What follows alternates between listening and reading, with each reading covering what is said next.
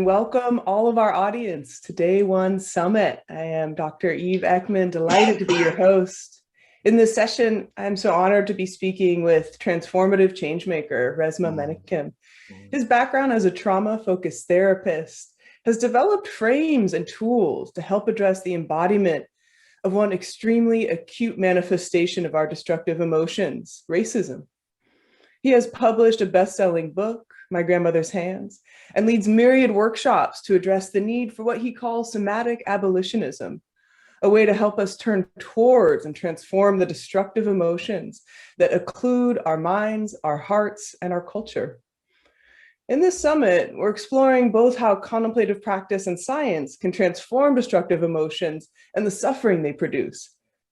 These antidotes can't merely be cognitive. They can't just improve our understanding. We need tools to get under the skin, into the heart, and in the nervous system.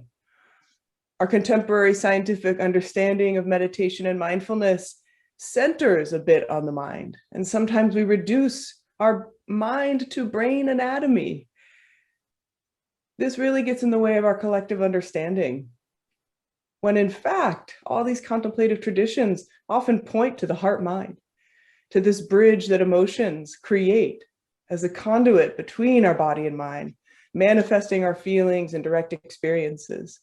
So we couldn't be in better company than with Resmaa here today, where he finds exactly this place of meeting of heart and mind and how that embodiment shows up.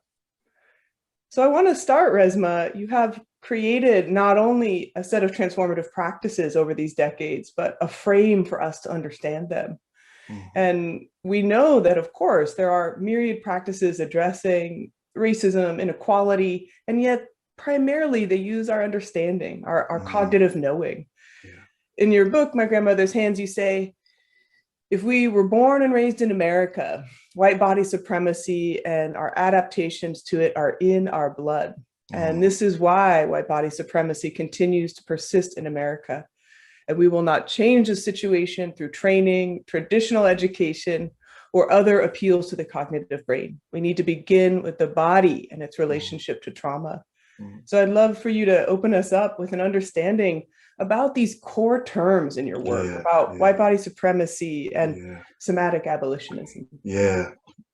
Well, like I said earlier, it's good to be with you, Eve. And this piece around framing, I think, is so important. You said something like you said a number of things before we actually started, and one of them is when you said under the skin. For some reason, that just reverberated through me when you said under the skin, because many times the things that we're trying to kind of hold, that we're trying to work with, lie under the skin. They're not just this kind of ghosting notion, right? So racism or somatic abolition, like just these kind of cognitive notions, they actually are in the body, right?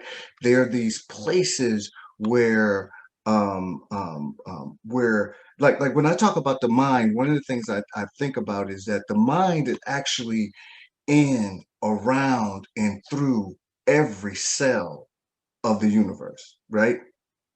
And so when I'm talking about trauma, and I'm talking about white body supremacy, what I'm saying is that there is a constriction, and that constriction, one of the things that it constricts is the emergence of creation itself. I am a representation of creation itself. That, like, the energy, one of the things that Einstein said is that energy cannot be created nor destroyed, but it can be manipulated. It can be constricted. It can be moved, right? And so one of the things that when I'm thinking about framing, I think about the idea that when we begin to talk about racism or homophobia or trans brutality, when we begin to talk about those things, many times we start with what we think is a shared notion. Like when somebody says, I am against racism, everybody goes, yeah, oh yeah. As if we all know what that means, right? Like we're all on the same court, and we're not. When I say white body supremacy, what I mean is that, and this is the framing, what I mean is that the white body deems itself the supreme standard by which all bodies, humanity shall be measured, structurally and philosophically. Now, just let that land for a minute. I'm not walking down the street talking to individual white people, right? I'm talking about as a collective. There was a point in time where the idea of the white body didn't exist. Mm. And then there was a point in time when it did.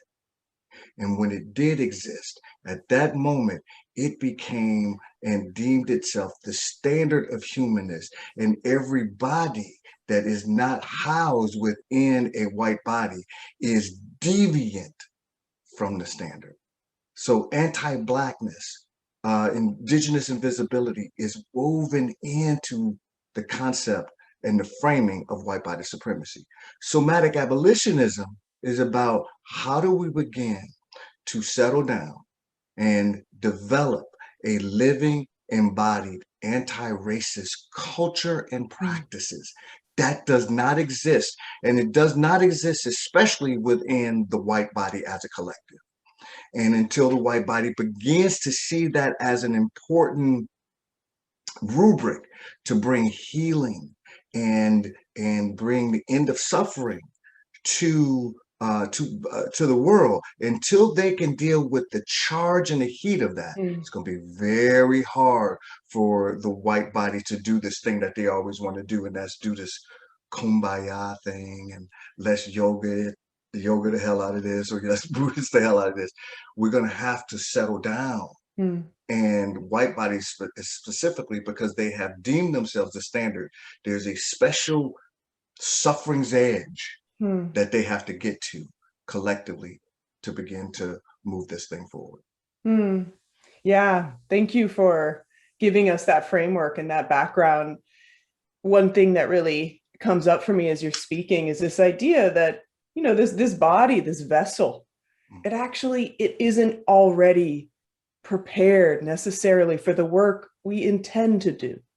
Even with these beautiful aspirations and intentions, even with this knowledge, we may not have forged the inner pathways, right, to show up and actually do that transformative work. And again, in this conference, we're really circling around these themes of what are the antidotes to our destructive emotions? And often they are cognitive, right? They are, how do I reappraise my experience? Okay, I'm feeling anxious about being in a situation where we're talking about race. How can I rethink about that? And what you're offering so beautifully is, okay, we love your thinking. Thank you. And what might be these other ways that we can learn to actually feel? And this word you say, I just want to highlight, metabolize. Metabolize. Yeah. Yeah. So if let's say, Eve, me and you had grown up together, right? And we were, and through the years, we stayed close. We took care of each other. I was there when you had your children. You were there when I had my children. We named our children after famous abolitionists. We did all this, like we were ushered in a culture. And then somebody on the outside saw us doing that, and they said, "Oh, I want to do that," right? And they just started to okay, we're going to do this. We're going to name our kids. We're going to do this and all that. So what they're missing is the fact that some of what has to happen in order to usher in a culture is you have to temper and condition, like you say, the vessel to be able to even know, to be able to discern and recognize resource. That many people jump into anti-racist culture building with this notion that they already have what they need. And one of the things that I've been talking about in my trainings is that your community is not the people you start with, it's the people you end with. Right? And because the ending suggests that you done been through something today. together. You've tempered and conditioned your body to be able to withstand and withhold and hold the charge of race, right? Not just genuflect to, oh, I read Kendi X's book, or I read Rachel Cargill, or I read Sonia Renee Tate, right? I read those people, so I'm good now, right? But you haven't tempered and conditioned your body, and right now I'm speaking mostly to white folks, right? You haven't conditioned your body to be able to withhold and withstand the 400-year charge of race. It's like right now we all have been through and have gone through the weight of COVID, right? And now, right now, about three pharmaceutical companies now have a vaccine, right? If they decide now, in terms of the vaccine, one of the things that the vaccine does, and all vaccines do, is that they give you a little bit, they give you a nibble of that thing that can make you sick. They give you some of it, so your body's natural protective responses begin to come up and begin to help you ward that thing off. Why do we think that we don't need like the tempering and conditioning vaccine when it comes to race? Why is it that white people think that all they have to do is be nice? And that's a cure for racism. It is those notions of niceness are actually inadequate to deal with the level of brutality and the level of viciousness that that racism and white body supremacy heaps on bodies of culture every day. So just to be nice or just to teach somebody some yoga practices is inadequate to the level of brutality. That tempering and conditioning is a very important first step in getting the body ready. It's why I say for the white community, it's going to take at least 9 generations before white bodies even know what to do with race collectively. Yeah, and I think that could be disheartening for some folks without the long-term vision. Right. And one thing you're bringing up, again, kind of a common pitfall, and I'm really hoping our time together in this conversation for our viewers, it really gives people a sense of not, oh gosh, I did this wrong and this is hopeless, but here's what I'm missing. That's and one thing you're mentioning is this term that you and I spoke about ahead of time of premature transcendence, right? I can't tell.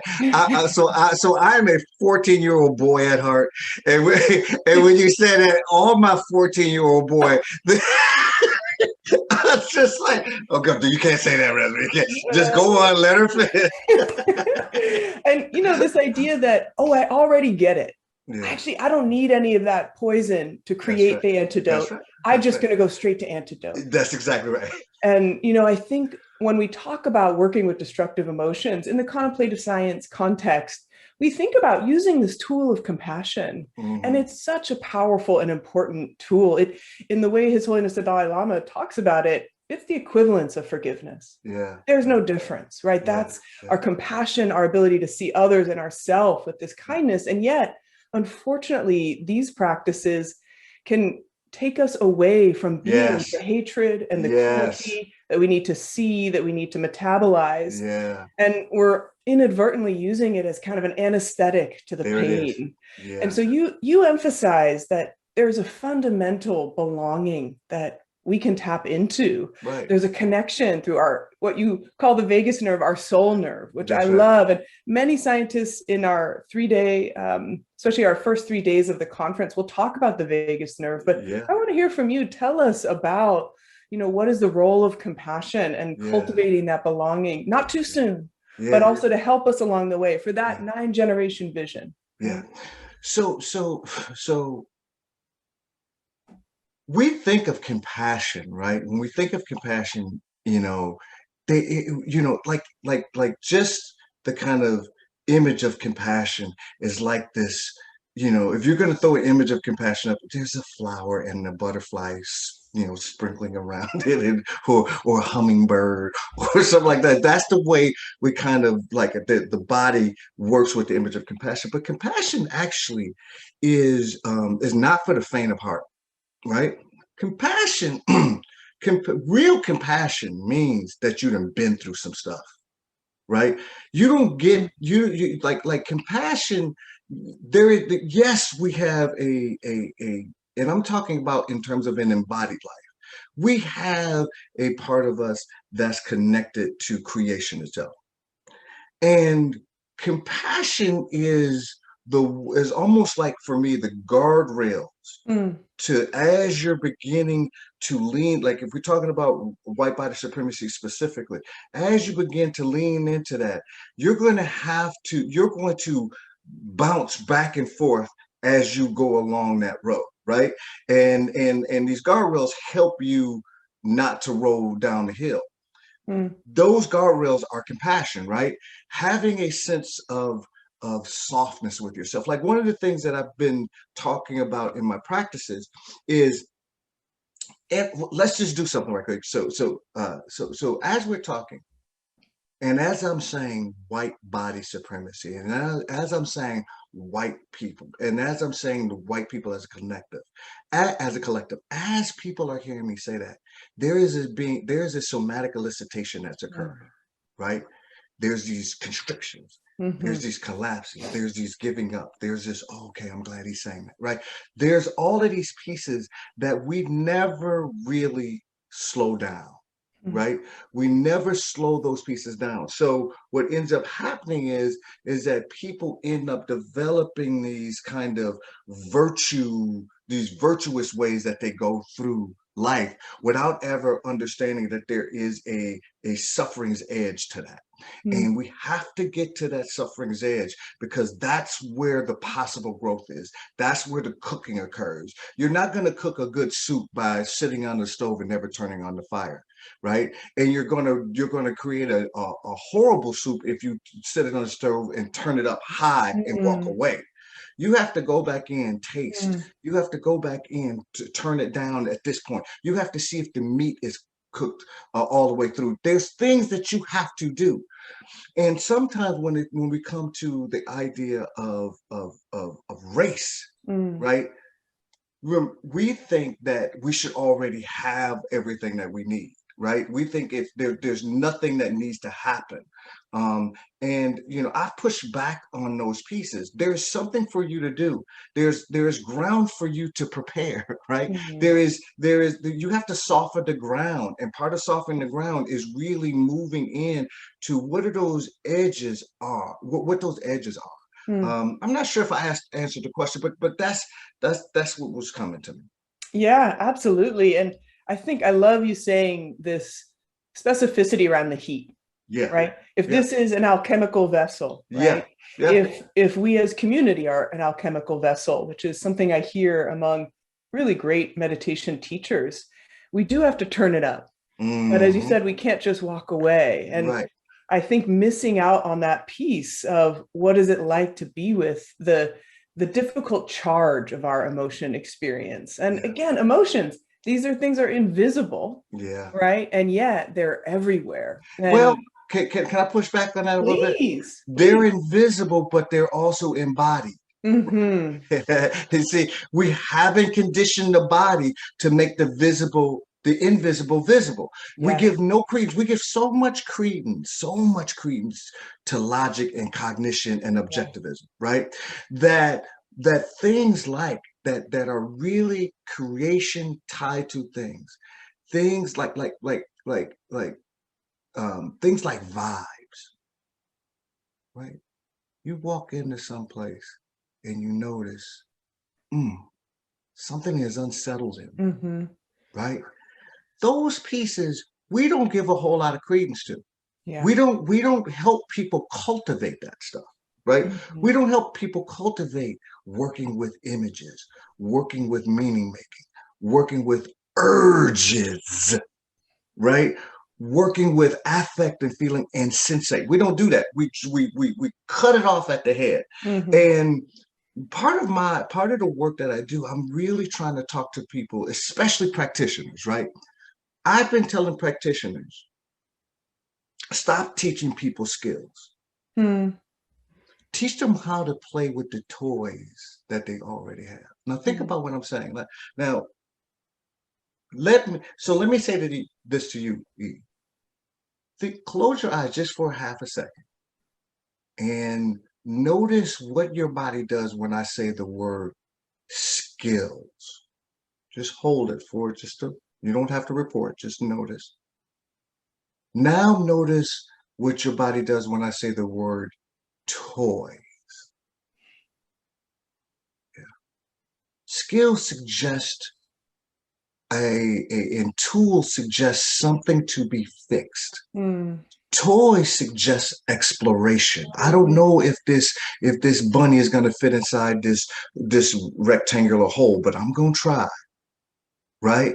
And we have to nurture the idea of having a toy box as opposed to a toolbox. We Mm. have to nurture that idea, because if you don't, then we will genuflect to cognition as the arbiter of all things true and real. And we can and I'm not saying cognition is not important.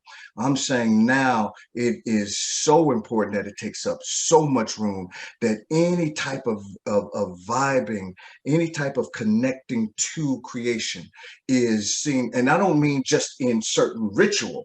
I mean, I am tied to when creation decided that there would be a representation of humanness on this earth. It decided that that was going to be a Black woman in Africa, right? I am a descendant from that. That is creation itself. And so our ideas around how we bring healing, I think, could use some tempering and conditioning. And it is, like you said, it is not just about getting to a place where we can spiritually bypass, which a lot of people do, or emotionally bypass, or cognitively bypass, or Christian bypass, or whatever it is you want to use to bypass. We use it, and we have to challenge that. Yeah, absolutely. And what you're bringing us towards is how actually do we apply this discernment to our felt experience, right? Because discernment is this lovely word where we are using our perception, our inner eye, our outer eye, and we're applying it in order to cut through this projected reality. How do we know our story unless we could actually see the story, right? We have to be able to feel it. And one phrase you use, Vimbas, I think really it has such resonance, especially for practitioners. A lot of people who will be attending this conference and are interested and probably picking up at an embodied level on what you're saying. And they're like, well, wait, what do I do? How do I even start to address and metabolize or address and feel into this experience? And one interesting part of contemplative practice that people, feel into, and we had Christian Howard lead us in a practice of this, of what is the phenomena of our experience, moment by moment. And I'd love for you to share with us about what's the power of that practice. And Well, I just went over so Vimbas. So the idea, the root of Vimbas comes from Peter Levine's work from Somatic Experiencing, and he talks about Simba, right? And as I went through that training, one of the things that came to me was whenever we would talk about the Simba, one of the things that would happen for me is I'd be like, my grandmother's image would keep popping in my head, right? And my grandmother operated off of vibes, right? She could call me in college and I could be going through something and say, hey, grandma, and be talking to her. And she go, well, hey, you all right? You know what I mean? And it don't mean she was always right, but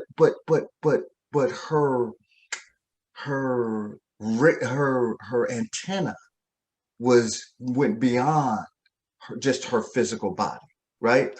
And so for me, the idea of Vimbas is really a way to organize what my experience is, right? And begin to question and interrogate and examine, right? So the V stands for vibes and vibrations, right? And I stands for images, thoughts, dreams, ideas, right? M stands for meaning making. B stands for behavior / urges. A stands for affect slash feelings, and then sensations. What do I see? What do I smell? What do I taste? What's on my skin, right? And begin to explore into that using your toys, right? Using things to being compassionate with yourself as you walk, so one of the things that happens when you're working with members, one of the things I have people do is what I call soul scribing. Soul scribing is that when there's a somatic elicitation, like the fact that I keep saying white bodies and white people as a collective and what white people have to do, white people have no agility or efficacy when it comes to race as a collective. Like when I say those types of things, there is being something somatic elicited, and people want to say, "Oh, that's emotion." No, I'm not. I'm saying when that is elicited, what's the vibes? Work with that, right? If you collapse in that, there's real knowledge in noticing that you collapse when that particular piece comes up. The soul scribing allows you, with your hand, allows you to scribe those pieces that you have been unwilling or unable to explore. Right. And what begins to happen after you get reps, I'm a big person to talk about reps, right? Invited reps, primal reps, and life reps. Those, when you do that, part of discernment is learning and developing the ability to contend with constriction. And a lot of times when we come upon constriction, we want to do something to placate it or knock it down. And then when you knock it down, the constriction, the energy of constriction bounds back up, right? And when you come up, see, this is what I mean. When you come up against something that's constrictive, it forces you to discern what from what. Right? Discernment forces you, or constriction forces you to begin to develop discernment, right? Resource allows you to deepen a sense of connection, right? You can't have one without the other, right? You can't have discernment without resource. You can't have resource without discernment. Resource without discernment is performative, right? Discernment without resource is obliterating. It wipes away. It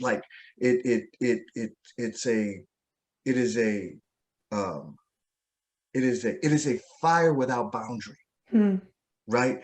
Resource creates boundary for discernment, right? And so my idea of when I talk about the vagal nerve, the soul nerve, I also have now there's a woman that I've been developing a friendship with by the name of Liz Koch. She talks about the psoas. And I've been studying, like the book I'm writing now, I've been reading a lot on the psoas and the juiciness of that muscle and how that muscle connects the top part of the body with the lower part of the body and aids in mobilization or immobilization. Right. And Liz talks about the frozenness of the white body as it relates to race. Liz talks about how this kind of presentation that shows up in the white body as frozenness is something and collapse are these pieces that have yet to be explored in the collective white body. And so the soul nerve and the soul muscle, those pieces interact with each other. We have yet to begin to think about science in that way. We have yet to begin to think about science. And to me, science, if you can't explain it to a 10-year-old kid, right? Explain, like people have all of these big, string theory, all of these big things. But if you can't explain how this particular phenomena should matter to a 10-year-old kid, you might want to think about redoing how you're presenting what it is that you're presenting. That's why I use terms like soul nerve and the soul muscle and stuff like that, because viscerally people can get it. Yeah. Wow, there's so much in what you said. One theme I want to highlight is this idea of where we are in the science. So there are a lot of folks in attendance in this conference who are scientists and aspiring scientists, and the bravery to forge a new path in science is a lot of what this conference looks back on, right? Yeah, yeah. Before that meeting 20 years ago, studying meditation was about as crazy as studying vibes in the room, That's it. That's it. right? Real and talk. and there's space, Hmm. there is a new interest and understanding of our interoception and Hmm. the body's role Hmm. in kind of tuning into what's happening and how fundamental that is to our well-being, Hmm. as well as our ability to empathize with others. Hmm. If we exist from the neck up, we can't actually feel and experience what's happening. So even our greatest intention and motivation of compassion, I want Hmm. to help others, I want to be of service, if we aren't feeling what it's like as Yeah. we enter those difficult experiences, Hmm. it's really hard. Yeah.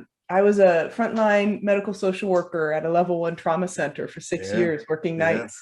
Ooh, And that they tried to get me to go into that when I was coming out of school with my master's, and I was like, I did one brief internship at a hospital, and I was like, no, this, yeah, well, yeah, yeah, I mean, and what's so funny is I didn't have appropriate training. How can you? And yeah. yet I found a place of total stillness and presence in the Mm, body. mm, There was mm. almost nothing happening cognitively of what I should do. I don't remember any of the kind of classes I had, Right. but there was this steadiness and this Yeah. love, Yeah. right? That I Yeah. was so fortunate. It was the best education I ever had, to know that Yeah. I had it, to Yeah. see it, and to Right. feel it. Yeah. And I'm curious, what are the studies that you would like us to be Mm, engaging in, yeah. us as community? Like, what should we be looking at Yeah. so that we can get closer? Because of course, science creates education, science creates understanding, science creates access. If Yeah. we know that these things work,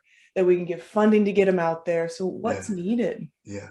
So I agree with you. I think science can create some of those things, but science is also being used to brutalize people. Mm, And so there's that too, right? And I think one of the most important things for me, and this even goes beyond people saying, okay, I'm going to do this particular study in order to bring some light to the world, is the idea of creating a container that can actually hold it. And if you're mm, just doing it individually yourself and you're not cultivating a community to actually hold that, then yeah, it may have some efficacy, but not the type of transformative thing that it could be. mm. And so for me, there's this term that I have been, I heard it from somebody. I can't remember who it was, but I've since taken it. Uh, and it's the term me search, Yeah. right? Me search. Start with the me search first Mhm. before you go out here and put together a proposal to NIH on how you're going to do this. Do some research Mhm. and do some research alongside others. Mhm. Don't go in and decide to study people when you haven't really studied yourself, when you haven't done the research that it that it to develop the ability to be able to hold this stuff. Mhm. um I think a lot of people get good ideas, but those ideas are so individual, and then Mhm. they try and make them applicable to the communal Mhm. body, right? Start with the communal stuff first. Start with the research stuff first, and then see what emerges from that, right? And so there are brilliant people on this earth, like cognitively brilliant people, and um, they're brilliant in a very narrow way. Um, a, a lot of the work that I'm doing brings in art, brings in humming, brings in reclamation, Mhm. brings in all of these pieces that the only way I've been able even to discern and recognize this is because I have been through things through the suffering's edge. I did 2 years in Afghanistan. I saw stuff that I shouldn't have saw. I smelled stuff that I should. I had an experience. A lot of times when we're talking about this work, we keep talking about what I'm feeling. We have to kind of we have to stop using that word, because one of the things that we say uh, cognition is the arbiter. But if it's not cognition, then it's what I'm feeling, right? And what I want to say to people is we need to start talking about what am I experiencing, not what I'm feeling. That's when I'm talking about the Venice. What's the experience here? How can I examine the experience using the Nimbus, right? As opposed to what am I feeling from an emotional place. Emotions are fine, but that's just one intelligence. Emotionality is one intelligence. How do we cultivate the other intelligence that we're not so good at? How do we cultivate the intelligence to recognize urges or things that are incomplete or things that wanted to be completed that couldn't be completed in your ancestral line and now is showing up in you as notions? How do we begin to do that piece, that work? Yeah. Again, so much richness, Resmaa. Two things that I just want to appreciate you naming the brutality of science. First of all, that really that hit me, and in such a, it was one of those, wow, right? Science has all these facets, and so I just really appreciate you naming that, and want to recognize hearing it and feeling it, and having some work to do around really like exploring that. And can I just say one quick piece on that? Yeah. So Eve, like when I think of science, coming from being descended from the people that I'm descended from, when I think of science, I think of vaccines and good things, helping people, altruistic, all that different type of stuff when I think of science. And I also think that gynecology was developed on the backs of Black women without anesthesia, cut on, brutalized. When I think of Black men in the Tuskegee syphilis experiment, right? These are things that have not, in terms of my ancestral line, have not we have not grieved those. A lot of those things. Many of my elders still have not grieved the murder of Dr. King, because they could not stop and grieve it, because they were still being attacked and murdered and hurt. So they had to override and keep moving. And some of that energy has not been metabolized or worked with. So it shows up in our elders in depression. It shows up in our elders as not having, any restful sleep for the past 45, 50 years. Those things. That's why I said the thing about science is that the idea of science even has to be questioned. Not that science is important. I don't want people, saying they're not going to take vaccines. I'm saying that we have to examine what that actually means to certain people. It doesn't mean the same thing to every people. So, and what you're saying just so beautifully bridges to this piece you're highlighting around subjective, objective, feeling, cognition. Me search, that term, that's open source. We all use that. I love that term. I know. And I think it needs to be elevated. And so in in the contemplative traditions, there's a term, first person introspection.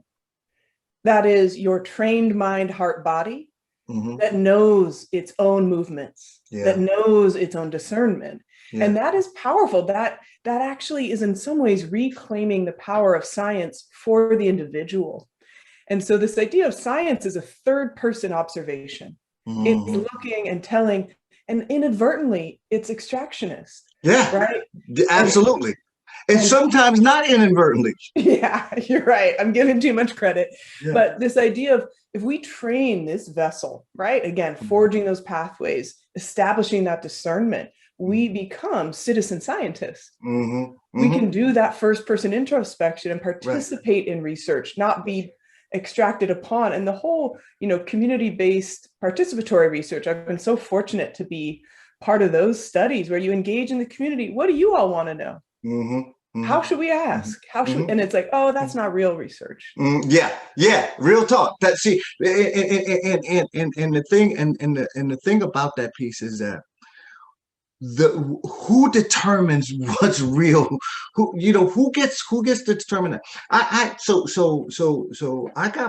got my master's and my clinical license years ago, and I remember thinking about how can I use this to be of service to my community, right? Not how can I use this to get tenure, right? How can I use this to participate in only the kind of academic? I want to, I want to get tenure. I want to be able to do these things. How can I be of service? And what I had just because I had a mentor that says, once you get your master's, then I got a resource for you to get your PhD, and then you could teach and stuff like that. And I got to a place in that process where I was like, here's the deal. If I go into that type of rubric, one of the things that's going to happen is that I am going to hustle hard, do these things, and then get peer reviewed, and then get validated as this is real stuff, right? And at some point I was like, and after watching my mom go through and get her PhD and get brutalized through the whole process, I said, you know what? I want to be on the outside and have academics come to me. I want to be able to talk to academics and have them push what they think they know through a lens of research first, and then see what emerges. Let's see what emerges from that, right? And what I'm noticing now is that now I'm getting colleges calling me, asking me, how can we set up classes? Harvard, Oxford, all of these places who are now the pinnacle are now saying, okay, this, one of the things that COVID has done is said, your kind of the ways in which you're operating these institutions, COVID blew a hole in that. COVID said you better find some other ways to engage people. You better find some other ways to help people. Otherwise, this institution is not going to last. If you don't adapt, if you don't have developed some other type of meaning to the general communal purpose, then you might not be here, right?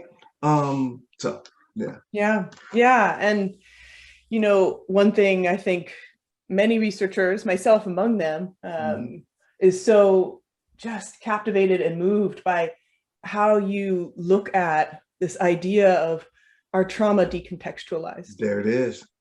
And I'm hoping you can share a bit more with us. Already so much richness, but this idea of how trauma decontextualized becomes culture. That's it.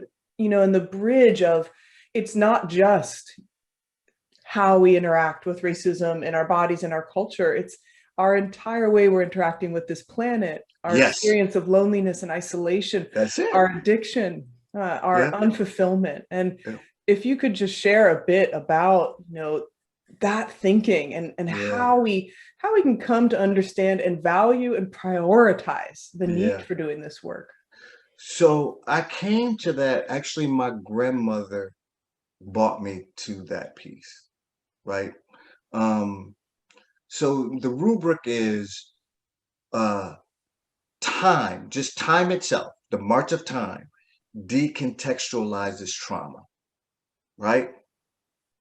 And so trauma decontextualized in a person can look like personality, right?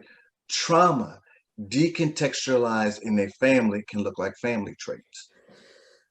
Trauma decontextualized in the people can look like culture. And so in my book, one of the reasons why I wrote the book was I had gotten back from Afghanistan, and was dealing with some of my own self-destructive stuff, some of my own suicidal stuff, some of all of those pieces, isolating from people, not calling people back, saying I got this handled, all of those pieces. And my grandmother kept visiting me. She would call me, or she would come in my dreams and stuff like that. So she kept visiting me. And once I started writing my grandmother's hands, the story came to me that I hadn't remembered. It happened between me and her when I was 7 years old, between 7 and 9 years old. I'm not quite sure exactly when, but my grandmother would lay on the couch, but then she would put her legs across my lap, and then have her hand on her hip, and then she would turn the other way and watch TV. And so when her hand was there, I would just rub her hands and watch TV with her. And one time I was rubbing her hands and I was comparing her hands to mine. And I looked at her hands, and my grandmother had these thick pads in her hands and on the back, and then these thick fingers. But she wasn't a big woman. She wasn't a thick woman. So I said, "Grandma, why your hands so fat like that?" And without missing a beat, my grandmother, and she ain't now, when she says that, she's not looking at me. She says, "Oh boy, that's from picking cotton," like that. And then about 2 beats later, she turned to me. She goes, "You ever seen the cotton plant?" I said, "No." She said, "Cotton plant got these birds in it, and these birds stick in there. At 4 years old, my daddy was a sharecropper. So at 4 years old, we was walking up and down the roads picking that cotton." Now that's the way she's talking, right? That's the way she's talking. And I know, because I'm connected to her nervous system, to her vagal nerve, to her psoas, that something is happening, even if I don't have a context for it, that I need to pay attention to this. I need to pay attention to what my grandmother is recoiling from. I need to pay attention to what my grandmother is leaning into. I need to pay attention, even if I can't do anything with it, right? She said, "You put your hands in there, and when you rip your hands out, they bleed until your hands get them calluses on them. Your hands gonna bleed like that." And then she stopped, finished watching the Bucks game, right? I did not remember that story again until I started writing the book. And and all of the decontextualization and all of that came together, right? Because the decontextualization of the pain that she experienced was right there living her in her body. And she had no way of kind of articulating that. So it just stayed there like a ball of coal in her stomach, right? And then I was thinking, and then I was working with my own trauma and stuff from decontextualizing everything when I was over in Afghanistan. The only way I could work with people and do therapy in the middle of a war zone was I had to override and decontextualize my own pieces, right? That energy doesn't go anywhere. And it started to unleash itself when I got home. So that, and then I started thinking, and then Black bodies, when I got here, Tamir Rice and uh, other Black bodies just getting destroyed, shot in the back. So all of that galvanized together. And that's why I talk about how, the stuff that may be percolating in our bodies right now may be because of what our ancestors couldn't complete. And part of our work is to complete some of that, right? Part of our work is to work with it and bring the visible, bring the invisible visible. So we stop thinking that there's some defect in us when these notions and vibes and things pop up, but that we have actually a container to hold it and work with it, and then see what emerges from that. So my idea around that, when people white body supremacy in and of itself is traumatizing. It Mm. is historically traumatizing. It is intergenerationally traumatizing. It is persistently institutional traumatizing, and it is personally traumatizing. All of that energy together, we have to create, and that's what I talk about somatic abolitionism, create a way to begin to metabolize and work with it. Mm.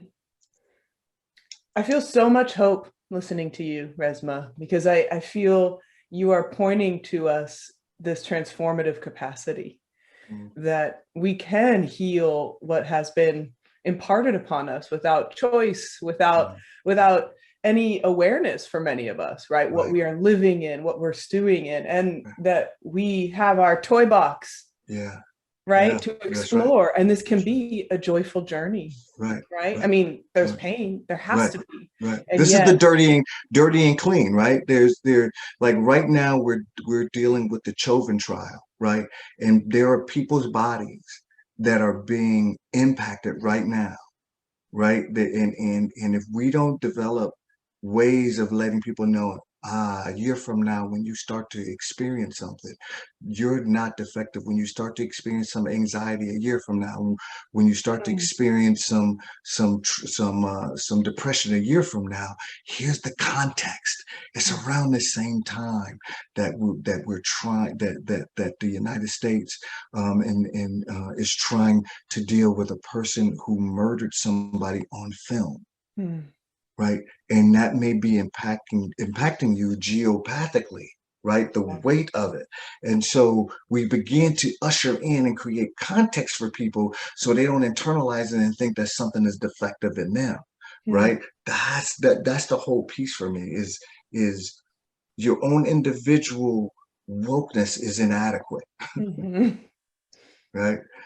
We have to work with this stuff in ways that brings more capacity to more of us. mm, mm.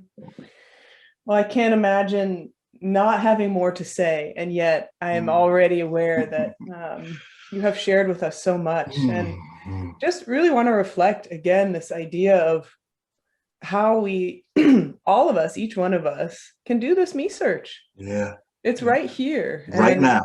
You can just stop and right now and do it. and that, but we can't do it alone, That's right. That's and we it. can't rely on what we maybe already know, or even maybe the communities we already know. Exactly. And yourself and many other, I would say, tireless teachers are out there offering ways in, and Yeah. we will absolutely share some resources. And I'd be curious from you, it sounds like you're working now on a new book. Anything Hmm. else you want to share with us about what you Um, see moving ahead? I'm working on a new book. I'm doing some real good stuff with Sister Reverend Kyoto Williams. Mm, Me and her are doing some things together, and a lot of my work right now is really working with a lot of Black women to kind of be at their knee and be taught and learn from them, as well as bring some of the little bit of things that I have to offer, to the table. And so it's been really impactful for me to learn. Like I'm learning. The book that I'm writing now. I'm actually writing two books, but the book that I'm writing now is really I'm going back over my grandmother's hands and finding the holes. There were mm, so many holes. Like, look, one of the things I've realized in this practice is that you don't really know where the holes are at in things until you do something, right? mm, So I love my grandmother's hands, but there were holes in there that now I'm going back through and Sister Kyoto read something. She goes, "Right, brother, have you thought about this?" And I was like, "No." And then so I you know what I mean? And so those types of interactions and is really it's helping me grow, not only as a Black man but as a human being.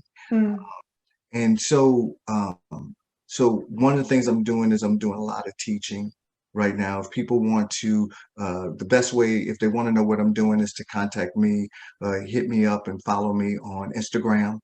Um, The other thing is I have some free classes that Mm, people can take online if they go to resmaa.com, resmaa.com, and then if they go to Linktree, they can find out a lot of what I'm doing and how to get involved, how to begin to get some training, or I'm coming out with a workbook for my grandmother's hands. It's just a awesome. bunch. I'm in the middle of a documentary. Wow. Yeah, so we're just really trying to I have no interest, and I tell this to people all the time. I have no interest in guruship, right? I am I am a I like um I get in. I can be a jerk. You just ask my kids, right? I can. I'm not infallible. You know what I mean. My thing is to get all of this stuff out into people's hands and not create this kind of guru stuff. This kind of. Mhm. It's just it. I think people get taken advantage of in that type of Yeah. guruship stuff. Hmm. And so one of the things that I'm doing now is just really training people how to do some of these pieces. Hmm. So so so so uh, so gurus and thought leaders in our community a lot of times get shot in the head. Um, Mm. and um, and I want to see my kids get. I want some grandkids before that happens, right? I'm not ushering that in. I'm just saying that you Yeah. know this thing is serious, Hmm. and January 6th proves it. So I'm Yeah. just trying to do a lot of stuff. If you want to follow me, just come to Linktree linktr.ee/RESMAA. And Wonderful. yeah, And we will take up the call, or at least I will take up the call of building the community to support that. thank you, So thank you so much, Resmaa. It's just been thank you, Eve. so enriching to be with you, so joyful, Mm, so deep. mm, mm, Yeah. mm. Thank you. Thank you. Ashe.